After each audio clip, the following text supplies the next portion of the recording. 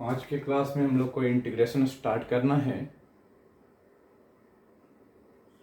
और इसमें सबसे पहले तो हम लोग ये सीखेंगे कि इंटीग्रेशन बेसिकली है क्या। हम लोग उतना ही पढ़ेंगे इंटीग्रेशन जो कि फिजिक्स के लिए ज़रूरत होगा, ठीक है। मैथ्स के स्टूडेंट जो होंगे उनके लिए इंटीग्रेशन तो बहुत डिटेल में 12th में पढ़ना है। तो इंटीग्रेशन जो होता है ना, इसका दूसरा नाम एंटी डेरिवेटिव है। एंटी डेरिवेटिव, डेरिवेटिव किसको बोलते थे? डेरिवेटिव डिफरेंशिएशन को बोलते थे। और एंटी ऑफ डेरिवेटिव का मतलब डेरिवेटिव का उल्टा, जस्ट। इसलिए इसको हम लोग बोलते हैं इंटीग्रेशन को इनवर्स प्रोसेस ऑफ डिफरेंशिएशन। क्या है? Inverse process of differentiation.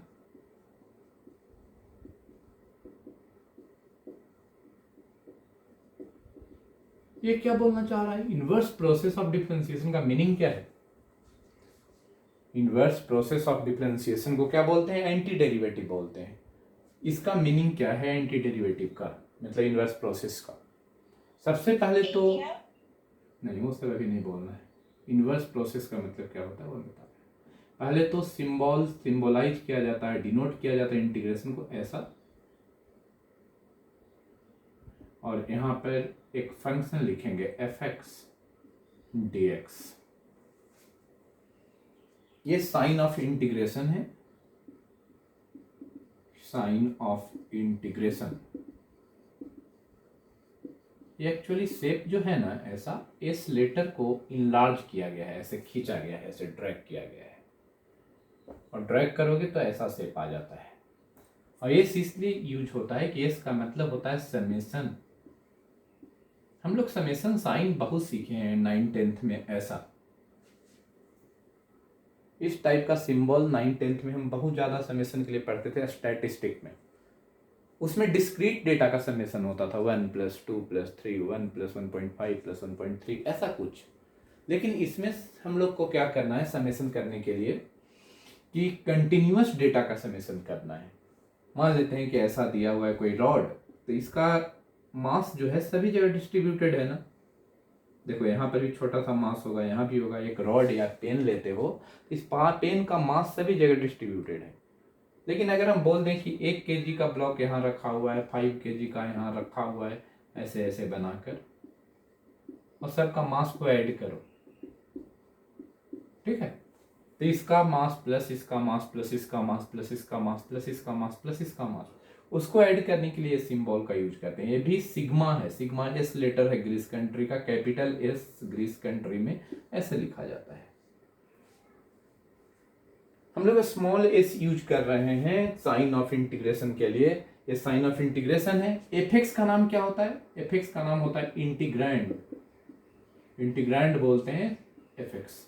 और इसको रेड कैसे किया जाता है? dx लिखा हुआ है ना। dy बाई dx तो पिछले क्लास में हम सीखे हैं। उसमें क्या बताते थे? Differentiation of y with respect to x। क्या बोलते थे? Differentiation of y with respect to x। इसमें क्या बोलेंगे? Integration of fx with respect to x। क्या इसको रेड करेंगे? Integration of fx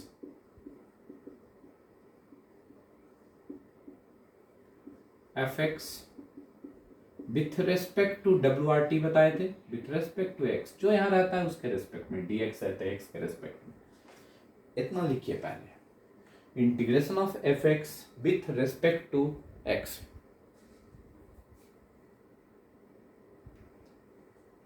integration of fx with respect to x। चलिए इतना लिखिए और डन लिखिए, तो हम आगे प्रोसीड करते हैं। fx का इंटीग्रेशन x के रेस्पेक्ट में लिख लो, डन लिखो, तो आगे प्रोसीड करेंगे।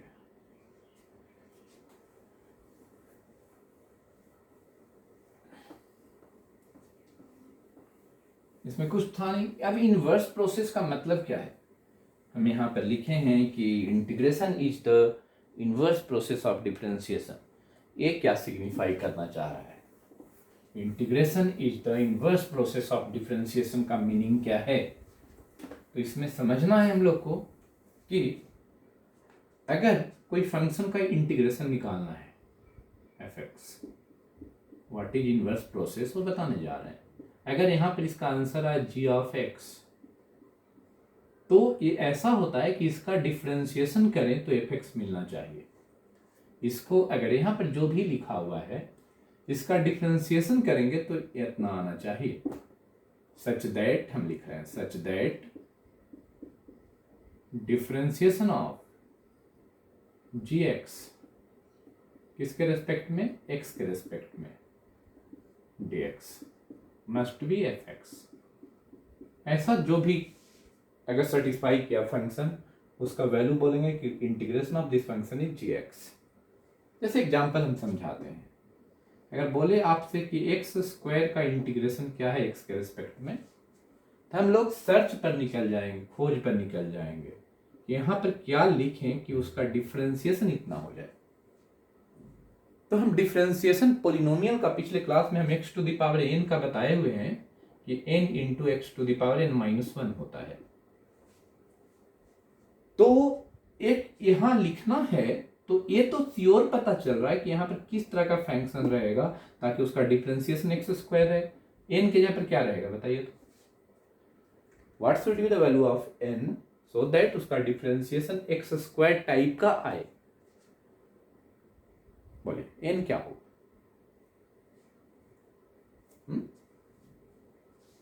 सोचो हम क्या बोले, एन 3 होना चाहिए। एन अगर 3 ले लेते हो एक्स क्यूब, तो इसका differentiation 3 into x to the power 3 minus 1, 3x square हो गया।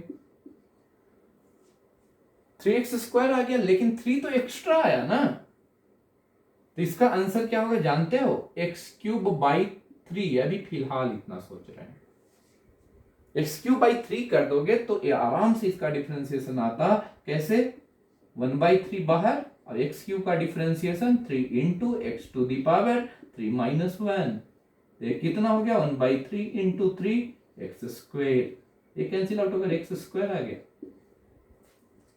मस्त, इंटीग्रेशन तो और आसान है ना।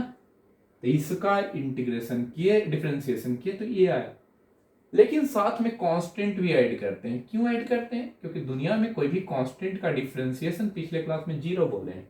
अगर लिखा रहे एक्स क्यूब बाई 3 प्लस 7 का डिफरेंशिएशन बताओ, तो क्या लिखोगे इसका डिफरेंशिएशन 1/3 इंटू एक्स क्यूब का तो यहां बता दिए 3x स्क्वायर, और 7 का डिफरेंशिएशन 0 होता है, नहीं कांस्टेंट का डिफरेंशिएशन 0, तो फिर से एक्स स्क्वायर ही आंसर आ रहा है।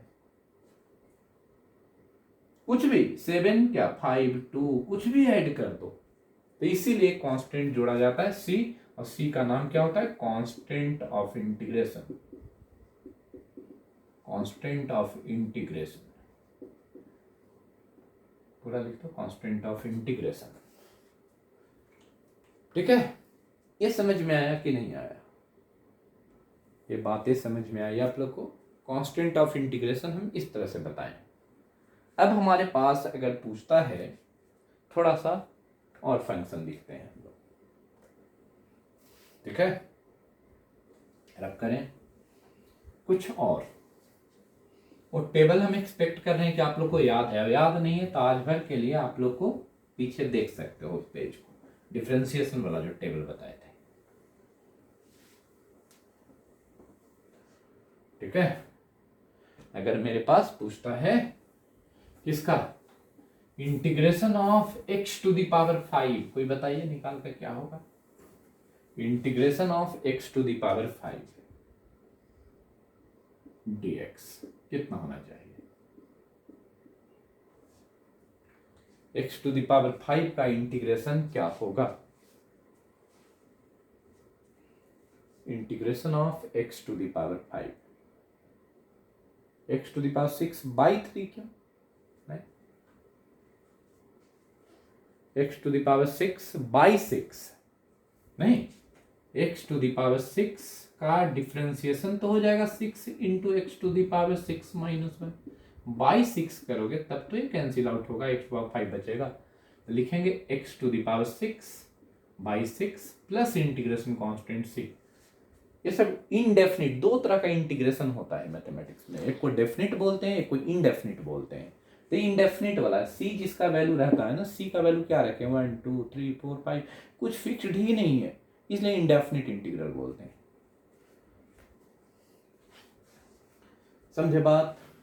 अब किसी का भी आप लोग बता सकते हैं, मान लेते हैं एक और हम अलजेब्रिक ही देते हैं, फिर फ्रैक्शन वाला देते हैं। फ्रैक्शन एक और अलजेब्रिक देकर ट्रिगोनोमेट्री में इंटर करेंगे, जिसको आप लोग को सोचना है। हम लिखवा देंगे टेबल इसमें भी। Integration of x to the power 7/2 कितना होगा? x टू द पावर 7/2 का इंटीग्रेशन कितना होना चाहिए?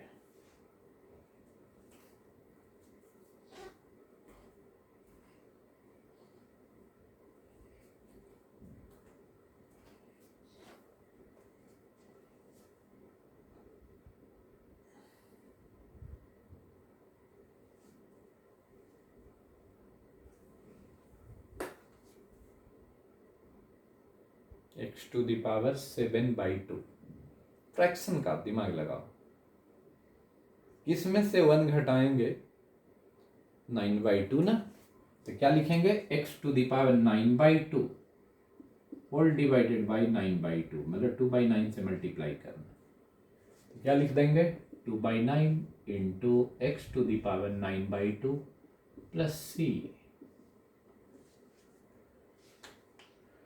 Is it clear? चलिए अब अगला हम बात करते हैं कि अगर मेरे पास ऐसा होता है इंटीग्रेशन ऑफ cos x, क्या लिखना चाहिए? cos x का इंटीग्रेशन क्या होगा?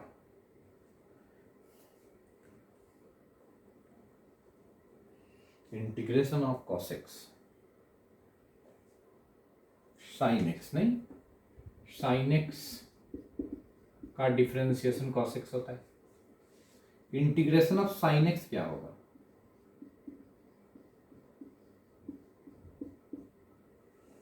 sin x का integration minus cos x, right? अब सीखते जा रहे हैं। अब मेरे पास एक टेबल क्रिएट करते हैं फिर से सिमिलर टाइप का, डिफरेंट इंपॉर्टेंट फंक्शन का, जो कि जरूरत है हमको फिजिक्स वाले में उसका। बहुत कॉम्प्लेक्स इंटीग्रेशन होता है, सोच लो, बहुत कॉम्प्लेक्स, मतलब इंटीग्रेशन जेई मेंस में चैलेंजिंग होता है, जेई एडवांस का तो बात ही नहीं करो। समझे? तो हम लोग क्या सीखने जा रहे हैं? सम इंपॉर्टेंट फंक्शन का डिफरेंशिएशन क्या हो, इंटीग्रेशन क्या होगा, एंटी डेरिवेटिव क्या होगा। इंटीग्रेशन को एंटी डेरिवेटिव क्यों किए समझ में आया? क्योंकि उसका उल्टा जो आंसर आता था उसको डिफरेंशिएशन करेंगे तो मिलना चाहिए, तो उल्टा ऑफ डिफरेंशिएशन है। ठीक है? अब सम इंपॉर्टेंट फंक्शन का integration,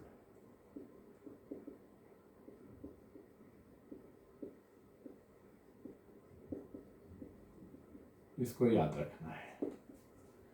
integration of x to the power n dx, dx मतलब x के रेस्पेक्ट में, इसका मतलब x to the power n+1 by n+1 plus integration constant c। इसलिए बता रहे थे, देखिए इधर हम समझाते हैं। जैसे कोई पूछा आपसे x³ dx, तो क्या लिखोगे? n क्या है 3, तो कितना लिखोगे? x to the power 3+1 by 3+1 plus c, तो x टू द पावर 4/4 आना भी चाहिए था। ठीक है, लेकिन यहां पर n नॉट इक्वल टू 1 है।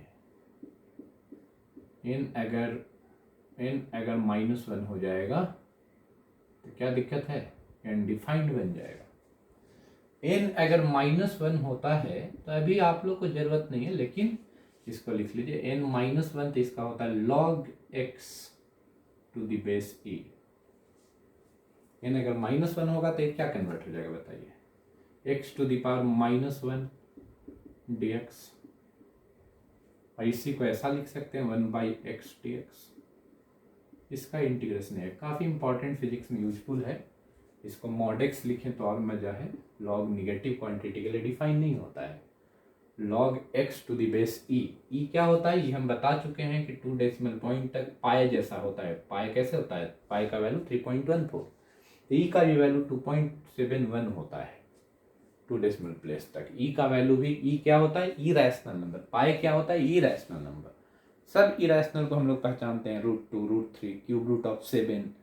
लेकिन पाई को एक स्पेशल इंटीग्रल क्या होता है? इरेशनल होता है। ई भी उसी तरह का एक स्पेशल इंटीग्रल इरेशनल है। तो आपको पाई को इरेशनल तो 9/10 में पढ़े थे आप लोग, लेकिन ई नहीं जानते थे। तो ई एक एक्सपोनेंशियल होता है। ठीक है, रब करें, समझ गए? तीसरा, यहाँ पे दूसरा भी ध्यान रखो। Third one is integration of sine x dx। कितना हो जाएगा? -cos x plus c। ठीक है, इंटीग्रेशन ऑफ cos x क्या लिखोगे? sin x plus c। Integration of tan x, tan x का जरूरत नहीं, लेकिन फिर ln mod sec x। ठीक है, ln मतलब इसी को बोलते हैं, लिख देते हैं इधर log x to the base e को ln x भी लिखा जाता है। केमिस्ट्री में ये सब बहुत यूज है, ये सब log का। ठीक है, बेस e जिस log का होता है ना, उसको 1/, क्या बोलते हैं? log है क्या? ये थोड़ा दिक्कत हो रहा होगा, तो ये समझ लो थोड़ा कि एक्सपोनेंट जानते हो ना तुम लोग? क्या जानते हो? 10⁻² इज इक्वल टू 100 तो होता है। तो इसमें अगर log लोगे तो log 100 to the base 10 equal to 2 लिखा जाता है। ये log एक ऑपरेशन है, मैथमेटिकल ऑपरेशन, जो कि ऐसे डिफाइन होता है। 10⁻² 100 है तो log 100 to the base 10 equal to 2। अगर हम लिखते हैं 10⁵ इक्वल टू 1 लाख होता है, 50, तो ऐसा लिख सकते हो log 1 lakh to the base 10 equal to 5।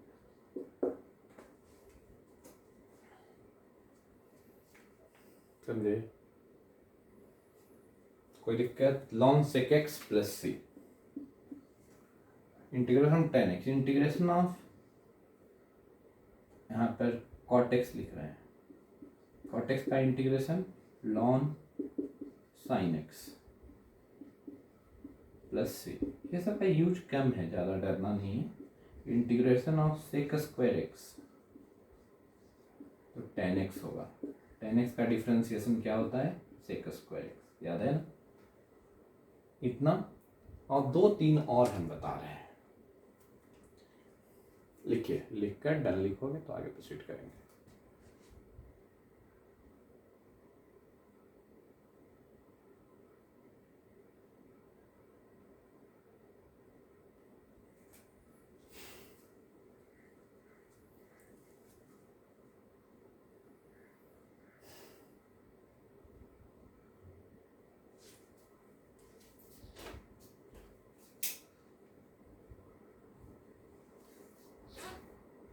हो गया?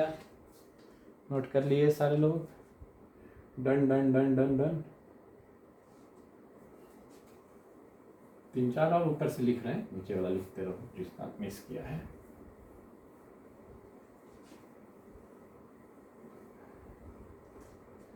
ठीक है, नेक्स्ट किसका इंटीग्रेशन? इंटीग्रेशन ऑफ, क्या लिखते हैं बोलो? ट्रिग्नोमेट्री में लिख सकते हो cosec स्क्वायर x, तो minus cot x। Integration of e to the power x का सेम रह जाएगा, डिफरेंशिएशन भी सेम रहा था। ठीक है, integration of a to the power x का, a to the power x into log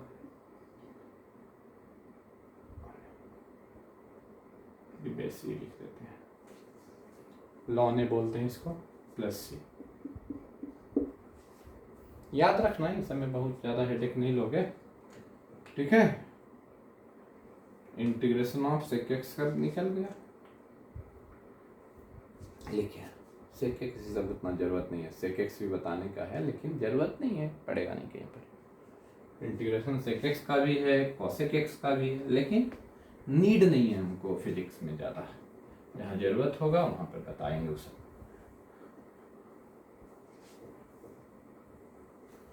अब मेरे पास क्वेश्चन उठता है, इसको लिखिए, डन लिखिए, तो डन लिखो, ऐसे नहीं, जब तक लिखोगे नहीं डन नहीं लिख सकते हो।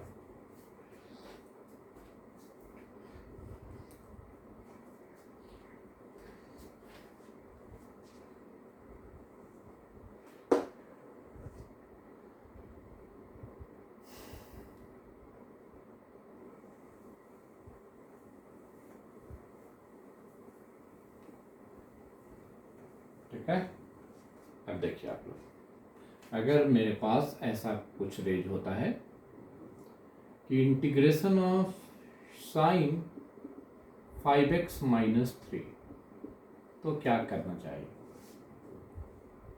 जैसे हम इंटीग्रेशन ऑफ fx का इंटीग्रेशन अगर 5x है, या gx लिए थे ना हम लोग शुरू में, gx है plus c, then integration of f of ax plus b, इसका अगर पूछता है तो डायरेक्टली लिखने का राइट है तुमको कि g of ax plus b by a plus c, मतलब कोफिशिएंट ऑफ x से डिवाइड करना है, ये है कोफिशिएंट ऑफ x। जैसे हम समझाते हैं, यहाँ पर पूछा integration of sine 5x minus 3, sine का इंटीग्रेशन क्या बताएं हम, साइन एक्स का इंटीग्रेशन क्या बताएं, बोलिए, माइनस कॉस एक्स, है ना। क्या लिखोगे, माइनस कॉस एक्स, एक्स के जगह पर 5x minus 3 divided by coefficient of x plus c, कितना हो गया, minus of cos 5x minus 3 by 5 plus, ये आना चाहिए। देखिए कोई भी फंक्शन में ऐसा, जितना भी अभी तक फंक्शन अभी बताए हैं हम पिछले पेज में, सबको ऐसा किया जा सकता है। जैसे और कुछ एग्जाम्पल देते हैं,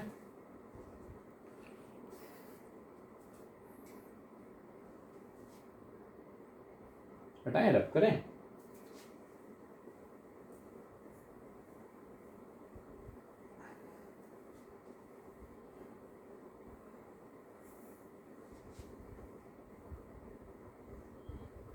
वेक्टर का वीडियो भी देख लियो ना एक बार तुम लोग, मैथमेटिकल टूल्स, फिर वेक्टर बताएंगे हम। तो वेक्टर में कुछ लोग बोल रहे थे ना कि थोड़ा प्रेशर है स्कूल का, तो तुम लोग का मैथमेटिकल टूल्स तक भी देख लोगे तो काम बन जाएगा, कोई दिक्कत नहीं है। जिस समय वेक्टर का 1-2 एक्स्ट्रा टॉपिक है उस समय बुला लेंगे, ठीक है, लेकिन कर ही लीजिए लगातार, कोई दिक्कत नहीं है, ठीक है।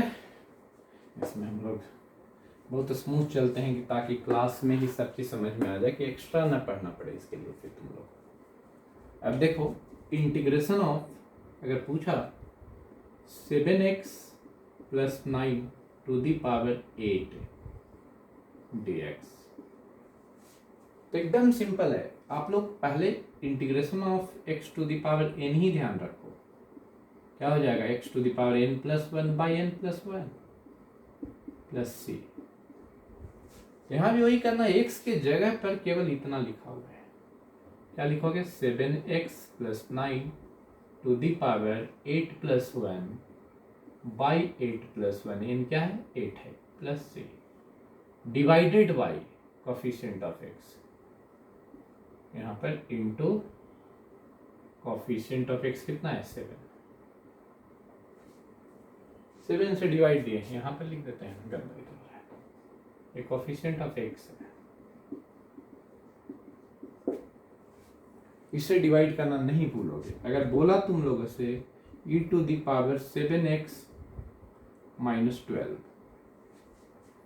ठीक है, तो क्या लिखोगे, अब e to the power x का जानते हैं हम लोग इंटीग्रेशन क्या होता है, e to the power x plus c, तो यहाँ पर भी वही हो जाएगा e to the power 7x minus 12 divided by 7, coefficient of x से डिवाइड देना है, ठीक है। अब इसके अलावा ये सब इंटीग्रेशन अगर पूछेगा तो हो सकता है बने भी नहीं, नॉन इंटीग्रेबल फंक्शन मिल जाए। Sine root x D x अगर पूछ देता है तो ये सब नॉन इंटीग्रेबल फंक्शन है, जो कि मैथमेटिक्स में बहुत डिटेल पढ़ाएंगे। देयर आर करोड़ों function which are non integrable, लेकिन देयर आर सब फंक्शन का डिफरेंशिएशन निकाला जा सकता है, लेकिन इंटीग्रेशन सब फंक्शन का जरूरत नहीं है कि निकले। लिख लिए हो गए तो डन लिखो, 3-4 दे रहे हैं, और इसके बाद हम इसमें आगे प्रोसीड थोड़ा करेंगे।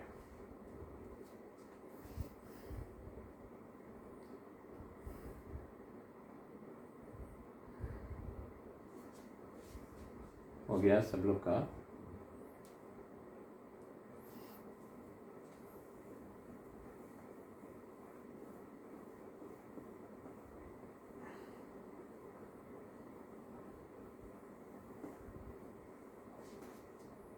देखो, integrate following, integration of cos 5 minus 8x, दूसरा integration of 6x minus 3 whole to the power 5/2, third one integration of 1/2x plus 3,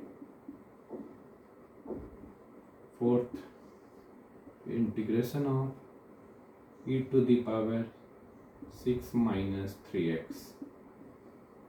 fifth number integration of 2 to the power 5 minus 9x। बस काफ़ी, इतना सीख जाइएगा तो सब बना सकते हो। एक ही तरह का होगा ना सर?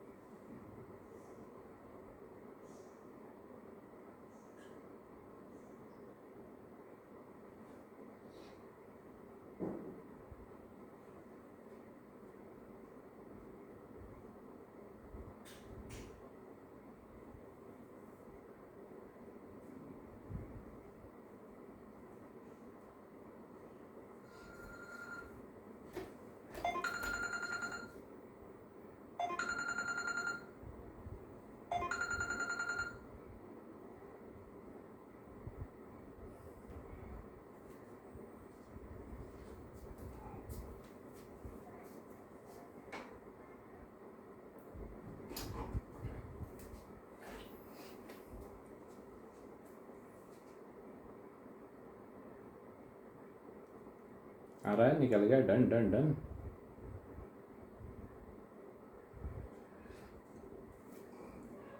पहुंच गया आंसर तक।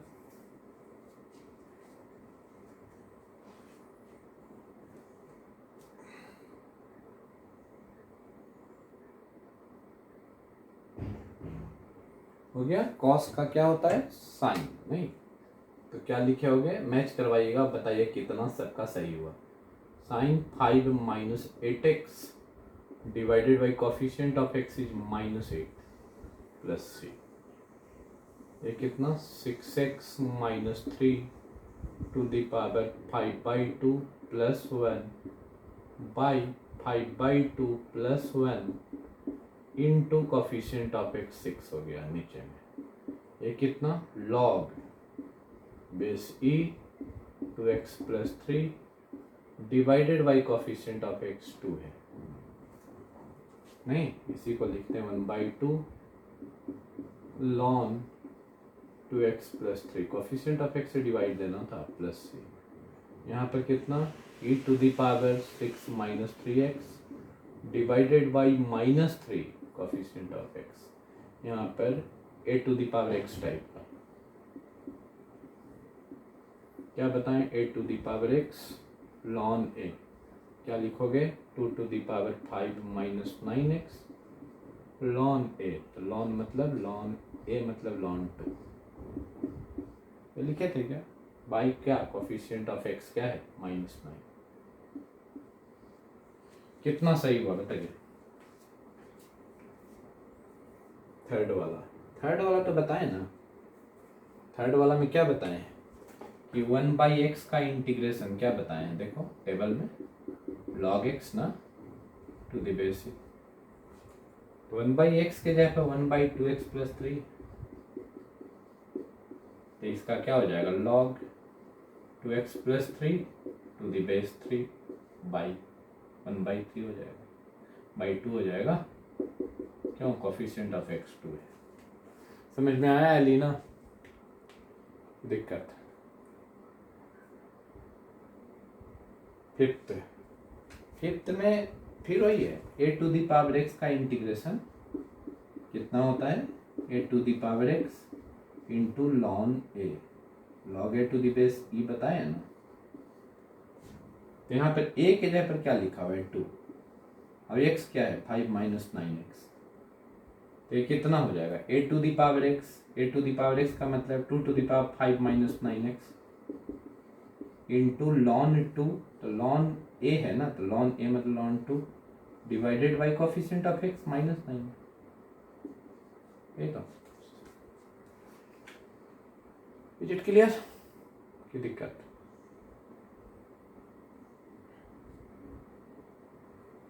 और किसी को परेशानी, समझ में आ रहा है। 1 प्लस फर्स्ट वाले में पावर 1 हुआ तो है, फर्स्ट वाले में क्या सर, फर्स्ट वाले में पावर 1 प्लस 1 नहीं होगा, फर्स्ट वाला में पावर कहाँ है, फर्स्ट वाला में तो कॉस है, पोलिनोमियल अलजेब्रा रहता है तब ना x to the power n वाला लगाते हैं, ये तो अलजेब्रा है, एक ट्रिग्नोमेट्री का जान ही रहे, कॉस का डायरेक्ट जानते हैं, साइन नहीं, थोड़ा कंफ्यूजिंग है, नया नया है तो चिंता नहीं करना है, सब 11th में न्यू टॉपिक होता है, अपने से ही 3-4 मंथ में सारा फ्रेंडली हो जाओगे, सारे को चेहरा देख लोगे तो,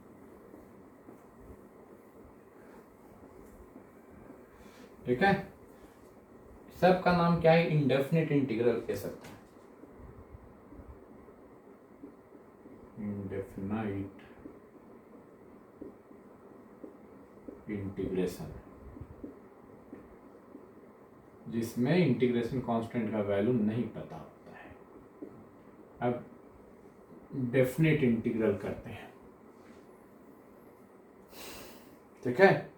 चलिए थोड़ा देर हम ब्लूइंग से और रेडिंग से लिख देंगे तो बोर्ड थोड़ा स्मूथ हो जाता है, हटाएं।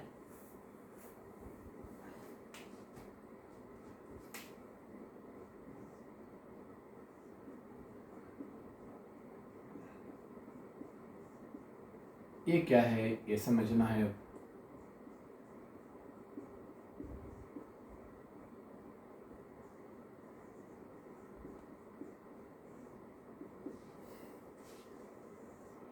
देखो हम लोग ये बात लर्न किए कि यहाँ पर कोई भी फंक्शन लिखते थे, x² fx लिख देते हैं, यहाँ पर x1 लिखा हुआ है और x2 लिखा हुआ है, ये x का वैल्यू होता है, ठीक है।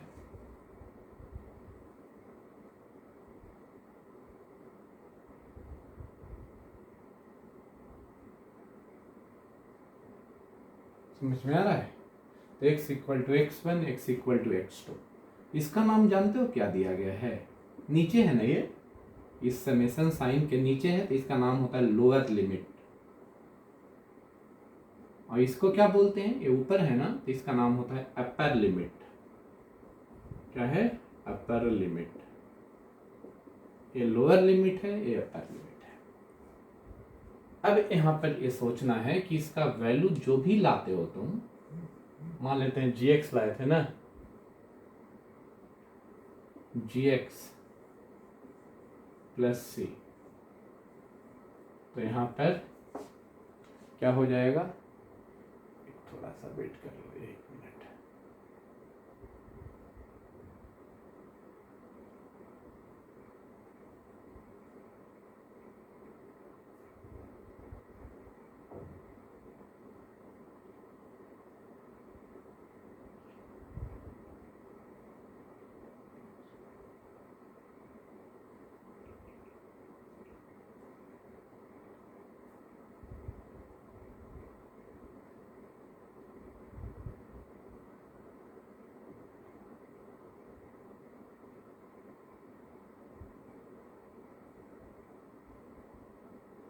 हो गया क्या?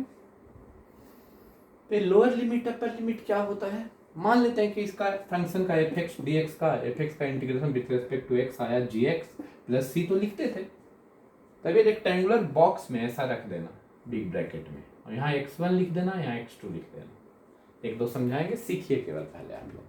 x1 x2 ये बोलता क्या है कि सबसे पहले इसका जब वैल्यू निकालना है ना, तो x के जगह पर x1 रखो, x2 रखो, फिर x1 रखो, सब्ट्रैक्ट कर दो। क्या हम बोले, पहले x जहां है ना उसके जगह पर x2 रखो, प्लस c तो है ही, फिर x1 रखो और सब्ट्रैक्ट कर दो। इसको ध्यान से सुनना है, ये c तो कैंसिल आउट हो गया, g of x2 minus g of x1 हुआ। ट्रीवो का वीडियो सारे लोग देख चुके हैं ना, पूरा देख लीजिए जल्दी से, क्योंकि बार बार हमको जरूरत पड़ेगा, इसीलिए उसको नेग्लेक्ट नहीं करना है कभी। अब मेरे पास देखो क्या हुआ कि अगर कोई आपसे पूछा कि integration of x square dx, और यहाँ लिख दिया 2, यहाँ लिख दिया 3, तो हम इसको सोल्व करना, इवेलुएट करना है, तो क्या लिखेंगे, x to the power n plus 1 मतलब 2 plus 1 by 2 plus 1 plus C, और यहाँ पर 2 लिख देंगे, यहाँ 3 लिख देंगे। एक बार और लिखते हैं, ये कितना आया है बताओ, एक्स क्यूब बाई 3 प्लस सी, यहाँ पर 2 रख दिए, यहाँ 3 रख दिए। x का वैल्यू 3 लोगे तो कितना हो जाएगा, 3 क्यूब बाई 3 प्लस सी, फिर x का वैल्यू, चलो 2 ब्रैकेट एक ही जैसा नहीं दिखाते, फिर माइनस रखोगे, x के जगह पे 2 रखोगे, 2 cube by 3 plus C, C cancel है, कितना आ गया बोलो, 9 माइनस 8 बाई 3, 27 माइनस 8 बटा 3, कितना 19 by 3 is the answer. 19 by 3 इसका आंसर होगा। एक दो निकालिए आप लोग, तब हम और बढ़िया देते हैं इसका, फिर इसका ज्योमेट्री समझेंगे कि ज्योमेट्री ऑफ इसका क्या है, उसी से अगला काइनेमेटिक्स में यूज होने वाला है अभी। नेक्स्ट क्लास जो काइनेमेटिक्स का होगा उसमें जरूरत हमको पढ़ने वाला है। देख लिए क्या, आप लोग को हम दे रहे हैं अभी इंटीग्रेशन ऑफ किसका, x dx 2 से 5, दूसरा इंटीग्रेशन ऑफ dx 7 से 12 -7 लिखते थे, फिर इंटीग्रेशन ऑफ साइन x, ये लिख दिए 0 से पाए, ठीक है। एक और दे रहे हैं integration of cos x,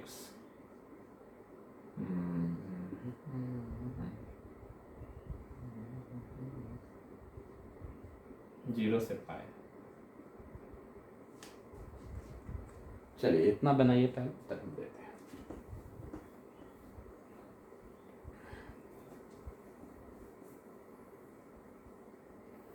graph से सबका आंसर जान रहे थे, ग्राफ से ही सब बनाया जा सकता है सबका आंसर। कोशिश करो।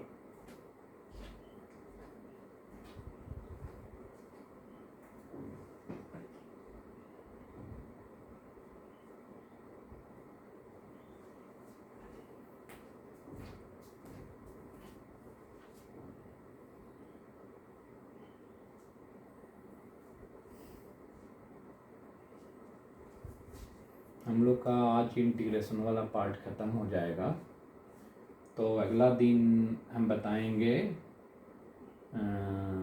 Differential equation. थोड़ा थोड़ा पढ़ना है, हल्का फुल्का डिफरेंशियल इक्वेशन, और उसके बाद स्ट्रेट लाइन पढ़ना है थोड़ा सा, डिफरेंशियल इक्वेशन और स्ट्रेट लाइन। तो ट्यूसडे और थर्सडे को हम वो सब कंप्लीट करने का कोशिश करेंगे सारा, और सैटरडे को फिर वेक्टर स्टार्ट करेंगे।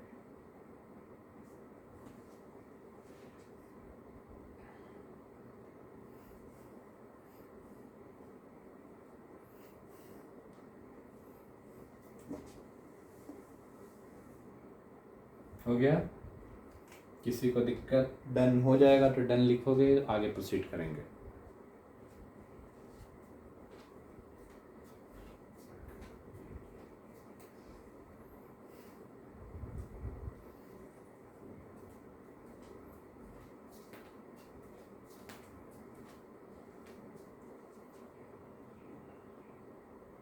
आंसर फिक्स आएगा, वैसे नहीं करना है, डेफिनिट है पूरा।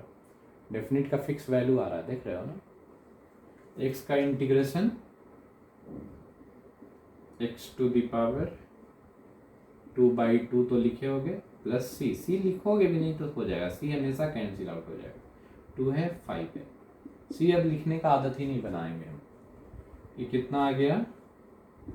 एक्स स्क्वायर रखो तो 5²/2 माइनस 2²/2 कितना? 25/2 माइनस 2 तो 25 माइनस 4/2 21/2 आंसर।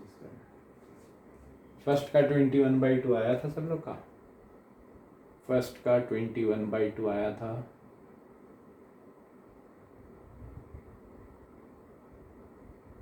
सेकंड dx है, अब इसका क्या करोगे बताओ तो, कोई सोच सकते हो?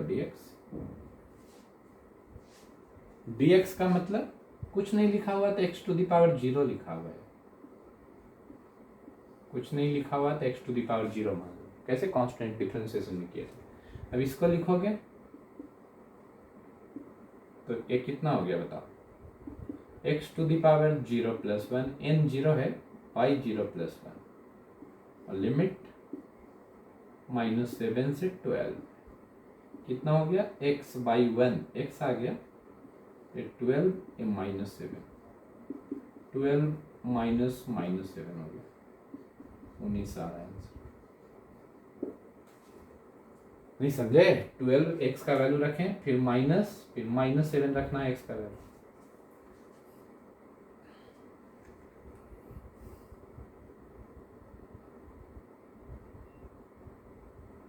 यस। sin x का इंटीग्रेशन, इसका आंसर 2 आएगा। sin x का इंटीग्रेशन क्या होता है? -cos x, -cos x 0 है, पाई है, माइनस बाहर ले लो और लिख दो cos x, 0 से पाई। क्या लिखोगे? माइनस, पहले cos pi minus cos 0। cos पाई का मतलब cos x 80 degree, cos x 80 degree -1 होता है। कैसे देखना? वो ट्रिग्नोमेट्री का वीडियो नहीं देखे होगे तो। और cos 0 भी 1 होता है। कितना हो गया? -2 2 आ गया।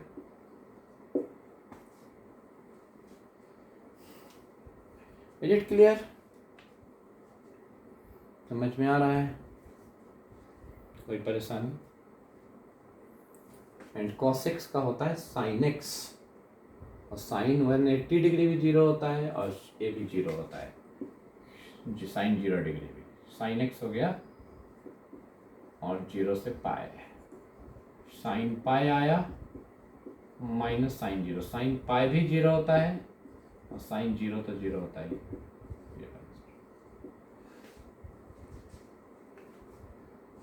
समझे इंटीग्रेशन का कमाल? कोई दिक्कत? सिंपल इंटीग्रेशन है, बहुत खतरनाक इंटीग्रेशन होता है, लेकिन हमको फिजिक्स में उस खतरनाक से पाला नहीं पड़ने वाला है पूरे 2 साल तक। रब करें done done done done done. तब हम ज्योमेट्री पढ़ाते हैं इसका, इंटीग्रेशन का।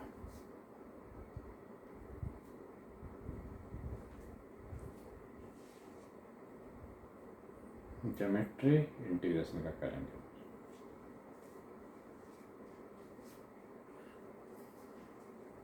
ठीक है, गंदा हो गया बोर्ड का स्थिति।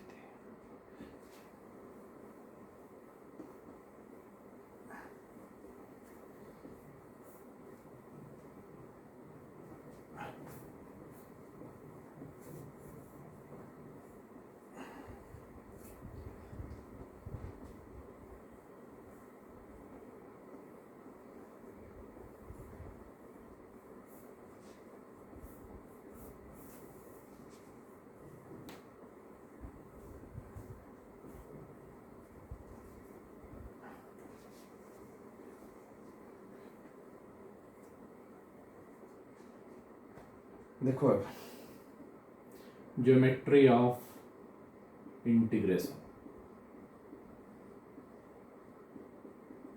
समझोगे, काफी इंपॉर्टेंट है, पूरा फिजिक्स में यूजफुल है, पूरा कंप्लीट फिजिक्स में। ये समझना है कि सपोज करो कि जब इंटीग्रेशन लिखें fx और dx यहाँ, तो इसका मीनिंग समझते हैं तब कुछ बोलेंगे। fx है, देखो मान लेते हैं हम लोग फंक्शन जनरली कैसा लेते आए थे, y इक्वल टू fx ना, जिसको dy बाई dx लिखते थे, फिर f डैश x लिखते थे। तो सपोज करो ये एक y एक्सिस है और x एक्सिस है, y किसको ले रहे हैं, fx को। समझ में आ रहा है? पिछले क्लास में हम बताएं कि y इक्वल टू fx बोला जाता है, इसी का नाम y equal to fx equal to क्या लेते थे, कुछ भी एक्स क्यूब, और इसका डिफरेंशिएशन करते थे तो लिखते थे dy by dx equal to f dash x, और आता था 3x स्क्वायर कुछ। तो यहाँ पर हम ये बात करने जा रहे हैं कि y इक्वल टू एफ का मान लो कि ऐसा ग्राफ है। किसका ग्राफ है? y इक्वल टू एफ का। तो हम ये बोलना चाह रहे हैं कि यहाँ से इतना डिस्टेंस जाओ, x डिस्टेंस जाओ, और dx हम क्या बोले, dx is very very small ना।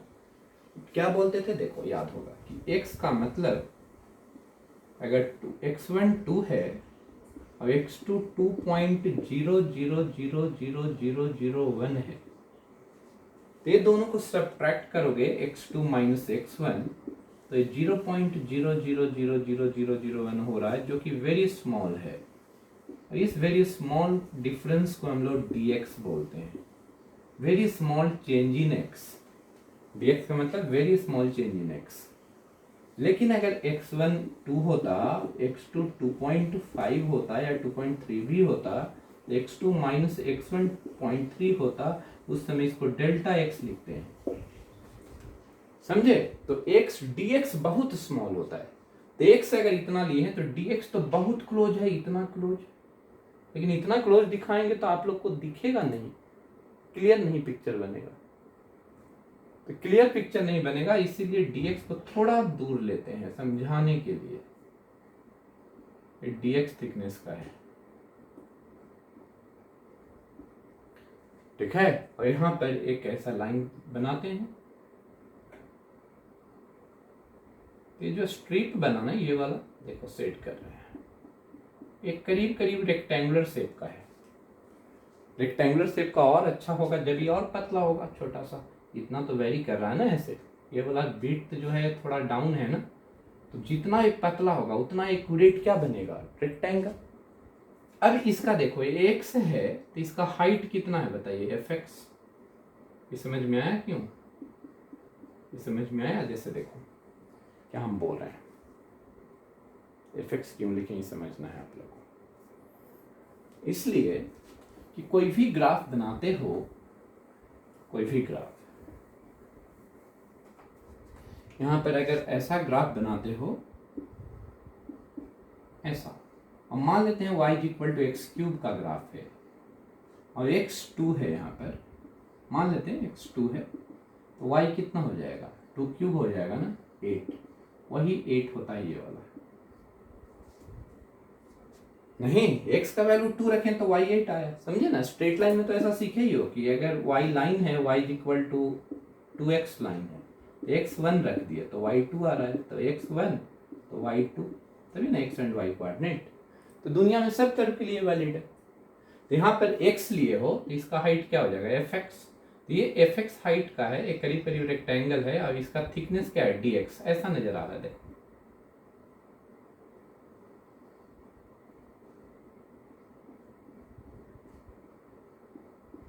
जिसका ये वाला लेंथ कितना है, fx, ये वाला length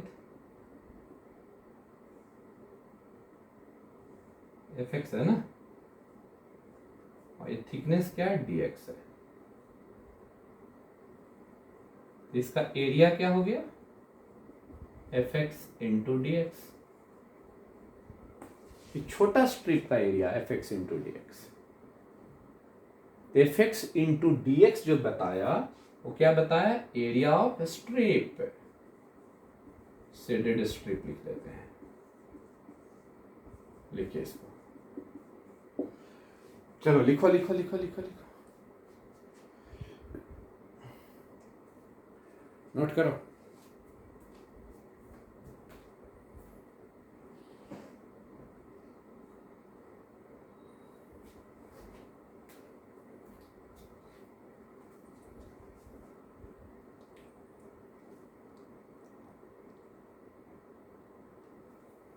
area of shaded strip है। सब लोग को सब चीज समझ में आ रहा है, ये सब समझ रहे हैं तो बुरा दिमाग नहीं है आप लोग का, इसलिए पूछ रहे हैं कि किसी को बाउंस भी कर रहा है, किसी भी स्टूडेंट को एकदम क्लियर बोलो ईमानदारी से, तब उस पर और काम करेंगे हम। किसी भी स्टूडेंट को थोड़ा बाउंस भी कर रहा है, थोड़ा ऊपर से जा रहा है क्या, ये सब समझ जाएगा तो पूरा फिजिक्स में दिक्कत नहीं होने देंगे। और देख ही रहे हो कि पेस स्पीड सब हम इसीलिए ज़्यादा कर नहीं रहे हैं। ये स्ट्रिप आए, अच्छा बताओ कि हमारा जैसे मेरे बॉडी में बहुत सारा ऑर्गन्स है, हैंड है, फिंगर्स है, सबको कट कर करके पहले हैंड को डाल दें एक तराजू में, वेइंग मशीन पर, सबको ऐसे कटे कटते कटे, तो छोटा छोटा पार्ट को कट करके भी तराजू में डालेंगे और टोटल वेट अगर मास मेजर करेंगे तो मेरे बॉडी के मास के बराबर होगा कि नहीं। तो ऐसा ही कुछ यहाँ पर समझेंगे हम लोग कि fx dx तो इस छोटा स्ट्रिप का एरिया हुआ ना, लेकिन इंटीग्रेशन लिखा हुआ है fx dx, इंटीग्रेशन का मतलब क्या होता है, समेशन,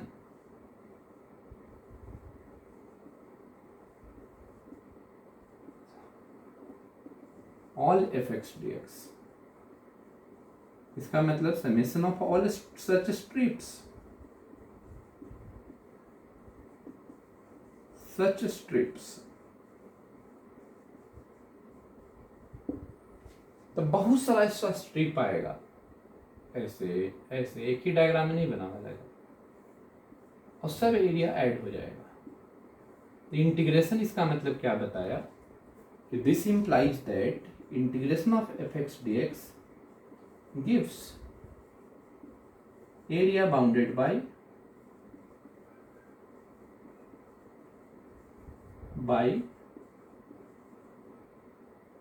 fx, कर्व fx लिख देते हैं, curve fx and x axis, लिखिए कर्व एंड x एक्सिस है ना, ये y एक्सिस के साथ तो नहीं, ये सब एरिया देते जा रहा है, समझ में आया। अब डेफिनेट इंटीग्रल में और मजा आएगा, डेफिनेट का ही जरूरत है हम लोग को एरिया निकालने में फिजिक्स में।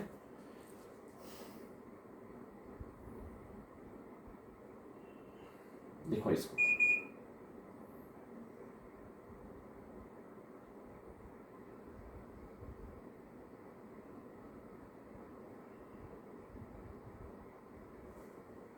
लिखिए, लिखो, डन लिखो तो आगे प्रोसीड करेंगे।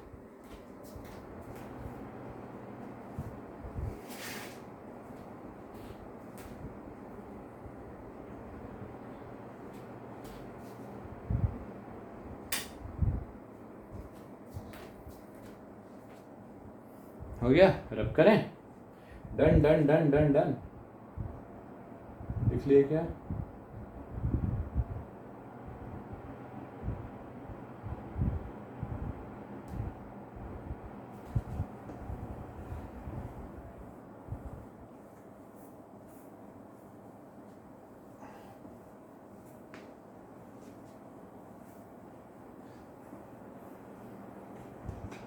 ठीक है, अब देखिए, अगर ऐसा लिखता है ए से B F x D X, इस टूल्स पर हम आप लोग को डीपीपी भेजेंगे, इस टूल्स पर डीपीपी भेजेंगे। A to b F x D x, फिर से ऐसा ही सोचना है, केवल पहले वाले वेब वाले में डिफरेंस यही है कि इसका एक्स का वैल्यू फिक्स कर दिया है।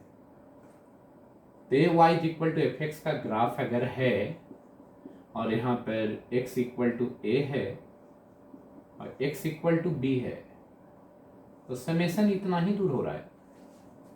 नहीं, ऐसा ऐसा स्ट्रिप लोगे, ऐसा ऐसा अलग कलर दिखा दे,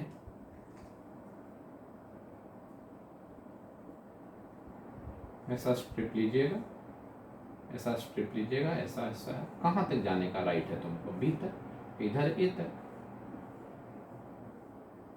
तो नेट एरिया कौन आएगा? ये वाला। तो इसका मतलब हुआ area bounded by y equal to F X, X axis comma X axis and lines x equal to a and x equal to b। ये दोनों को ऑर्डिनेट्स बोलते हैं, ordinates. Parallel to y axis line है इसलिए ना, इसका ordinates है। ये एरिया आया, ये इसका वैल्यू है। लिखिए इसको,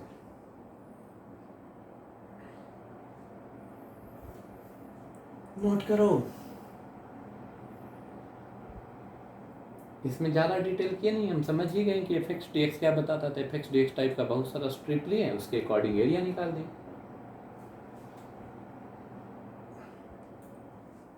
अब मेरे पास ऐसा सवाल उठता है कि एरिया निगेटिव भी ले सकते हैं क्या? ऐसा कुछ कुछ बात, जैसे देखो ग्राफ पर डिपेंड करेगा सारा चीज। आज का क्लास के बाद काइनेमेटिक्स में कोई भी दिक्कत अब नहीं आने वाला है, वो स्ट्रेट लाइन कर लेंगे तब तो और नहीं। तो देखिए, अगर हम बोलें कि एक ऐसा एरिया है, position time graph, position time नहीं, वाई और एक्स ही लो अभी, ऐसा कुछ ग्राफ ऐसे ही कर देते हैं। ठीक है, यहाँ पर x equal to x1, x equal to x2। इसमें y क्या है बताओ? पॉजिटिव है ना, फर्स्ट क्वाड्रेंट में है ग्राफ। फर्स्ट क्वाड्रेंट का y क्या होता है? पॉजिटिव। तो y ग्रेटर देन 0 है ना। तो इसीलिए इसका इंटीग्रेशन जो होगा ना, इंटीग्रेशन मतलब एरिया, वो a से b, x equal to x1 से x2, ये पॉजिटिव लेंगे। ये वाला एरिया जो आएगा ना शेडेड स्ट्रिप, ये पॉजिटिव लिया जाएगा। इंटीग्रेशन का वैल्यू मान ले, अगर इसका ग्राफ ऐसा हो जाए, सेकंड ग्राफ ऐसा हम बना रहे हैं, x equal to x1, x equal to x2। तो यहाँ पर देख रहे हो y equal to F X है, y निगेटिव है थर्ड क्वाड्रेंट, फोर्थ क्वाड्रेंट में है ना। फोर्थ क्वाड्रेंट में y क्या होता है? Negative. y less than 0, this implies integration x1 से x2 F x D x जो होगा वो निगेटिव होगा। बिलो द एक्स एक्सिस जब भी ग्राफ है, बिलो द एक्स एक्सिस जब भी ग्राफ है, तो उसका एरिया मतलब इंटीग्रेशन का वैल्यू निगेटिव होता है। एरिया तो निगेटिव हो नहीं सकता, एरिया तो एक रीजन है, इंटीग्रेशन का वैल्यू निगेटिव होता है, और जब above the x axis graph है तो हमेशा पॉजिटिव होगा। जैसे ऐसा देखो, हम बोले ऐसा एक्स निगेटिव है लेकिन यहाँ पर, लेकिन वाई तो पॉजिटिव ही है ना। ये क्या है, y equal to F X, तो इसका इंटीग्रेशन क्या होगा, पॉजिटिव, x1 से x2 F x D X, sure ही पॉजिटिव होगा। ठीक है, यहां पर भी रहता है ग्राफ ऐसे। चलो फोर्थ दिखाएंगे क्या, दिखा देंगे, सारा पॉसिबिलिटी हो गया।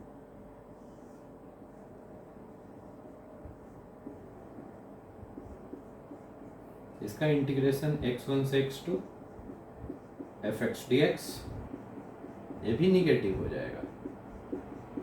मतलब जो curve above the x axis है और लोअर लिमिट छोटा है अपर लिमिट से, तब अपर लिमिट छोटा कर दोगे लोअर लिमिट से तो ऐसे निगेटिव हो जाएगा। लोअर लिमिट छोटा है अपर लिमिट से, तब की बात हम बोल रहे हैं। लोअर लिमिट सब केस में कम दिखाएं, समझे।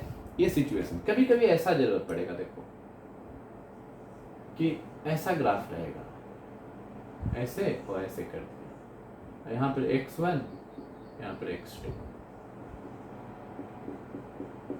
इसका इंटीग्रेशन x1 से x2 निगेटिव आएगा कि पॉजिटिव है, बताइए। इसका इंटीग्रेशन जो आएगा निगेटिव की positive. Below the x axis ज्यादा बड़ा रीजन दिख रहा है, और अबव द एक्स एक्सिस कम दिख रहा है रीजन, छोटा सा दिख रहा है। तो ये बड़ा फील्ड है ना इस कंपैरिजन टू दिस फील्ड, तो इसलिए क्या हो गया, निगेटिव। निगेटिव क्यों, क्योंकि बिलो वाला कम है, तो बिलो क्या होता है, निगेटिव। तो बिलो वाला ज्यादा है, ये बोल रहे हैं, तो बिलो वाला ज्यादा है। एक्चुअली -5 अगर इसका एरिया है, -5 मीटर स्क्वायर, तो इसका 2 होगा। ये दोनों को ऐड करोगे तो -5 + 2 कैसा हो गया, निगेटिव, -3। ऐसा सोचना, समझे। मिक्सअप वाला ऐसा दिया जाता है। नेक्स्ट,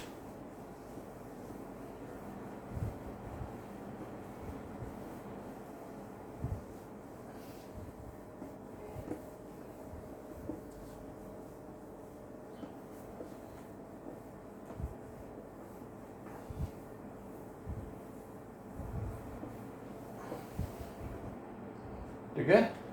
अगर हम ऐसा ग्राफ बनाएं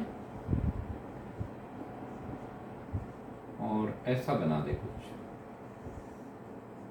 और x1 है x2 है,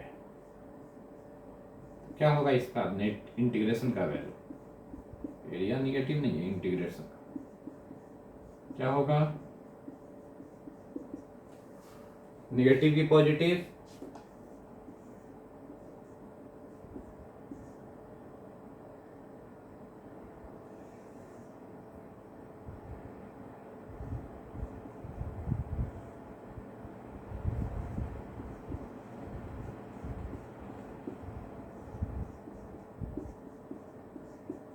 निगेटिव की पॉजिटिव, बोलो क्या होगा। इसमें निगेटिव होगा और इसमें पॉजिटिव होगा, नहीं, क्योंकि बिलो द एक्स एक्सिस वाला ज्यादा यहाँ है, यहाँ पर अबव द एक्स एक्सिस वाला ज्यादा है। ठीक है, चलिए इतना बात हम लोग किए। इंटीग्रेशन थोड़ा एक बार रिवाइज कर लोगे। अगले क्लास में हम लोग क्या करते हैं, इस संडे को टेस्ट नहीं बोल रहा है लोग, कुछ लोग का डीपीएस यूपीएस का एग्जाम है, तो छोड़ दीजिए इस संडे को, तो आप लोग का वीक डे में ले लेंगे, वीक डेज में ले लेते हैं टेस्ट। ठीक है, मंडे को ही ले लेते हैं, राइट। मंडे को टाइम पूछ लेंगे या भेजेंगे, और जब भी आप लोग को टाइम मिलेगा तो 1 घंटा सवा घंटा जो टाइम अलॉट रहेगा वो दोगे अपने पेरेंट्स के सामने, ताकि ईमानदार रहो। नेक्स्ट क्लास डिफरेंशियल इक्वेशन का लेने जा रहे हैं। डिफरेंशियल इक्वेशन थोड़ा बहुत फिजिक्स में यूज है, उस टाइप का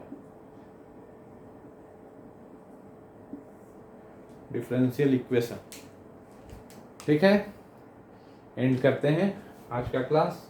अगले दिन डिफरेंशियल इक्वेशन छोटा सा पढ़ना है, आधा घंटा वो चलेगा करीब, और उसके बाद हम लोग स्ट्रेट लाइन में इंटर कर जाएंगे।